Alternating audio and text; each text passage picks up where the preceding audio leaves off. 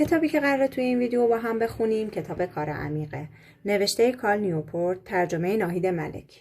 حالا چرا کار عمیق؟ دوباره رفتم سراغ قفسه کتابام و یک کتاب برداشتم. البته خوندن این کتاب برای من بی‌دلیل نبوده.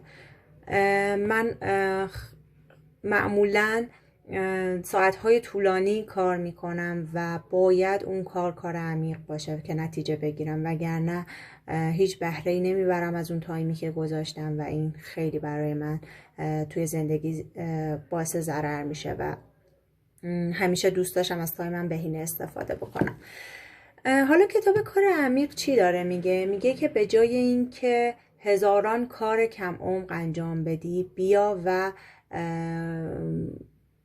حتی شده توی ساعتهای کم ولی کاری رو انجام بده که موثره، عمیقه، غرق شو در کارت، حواس پرتی برای خودت ایجاد نکن، از اینترنت دوری کن، از چیزایی که حواستو پرت میکنه دوری کن. حالا توی اون خیلی مفصل توضیح داده، اما من یعنی در واقع اونقدر نمیخوام این ویدیو رو طولانی کنم، فقط میخوام یک قلقلکی باشه برای شما که برید این کتاب رو بگیرید و بخونید. حتما هم لازم نیست اون رو بخرید، میتونید الکترونیکی بگیرید، میتونید از دوستانتون بگیرید ولی حتما اون رو بخونید. کانسپتی که داره خیلی کانسپت قشنگیه. البته که چنل بی هم توی یکی از اپیزوداش در مورد این صحبت کرده و خیلی قشنگ صحبت کرده. حالا من دیگه زیاد صحبت نمی کنم راجبش، فقط معرفی و حالا یه بخش انتخابی رو از اون رو با هم دیگه میخونیم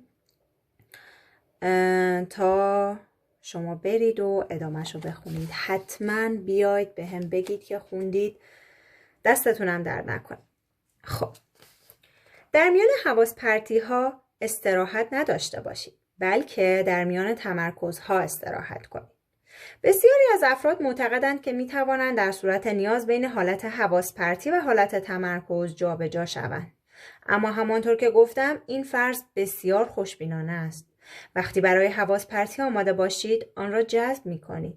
این استراتژی به گونه‌ای طراحی شده است تا به شما کمک کند مغزتان را با پیکربندی بهتری برای ماندن در کار بازسازی کنید. قبل از پرداختن به جزئیات، ابتدا با بررسی یک پیشنهاد متداول برای اعتیاد به حواس پرتی که مشکل ما را کاملا حل نمی‌کند شروع می‌کنیم. روز تعطیلی اینترنت، گاهی اوقات زهرزدایی دیجیتال هم نامیده می‌شود. این پیشنهاد در شکل اصلی خود از شما می‌خواهد تا زمانی منظم به طور معمول یک روز در هفته را در نظر بگیرید و در آن از فناوری‌های اینترنت دوری کنید.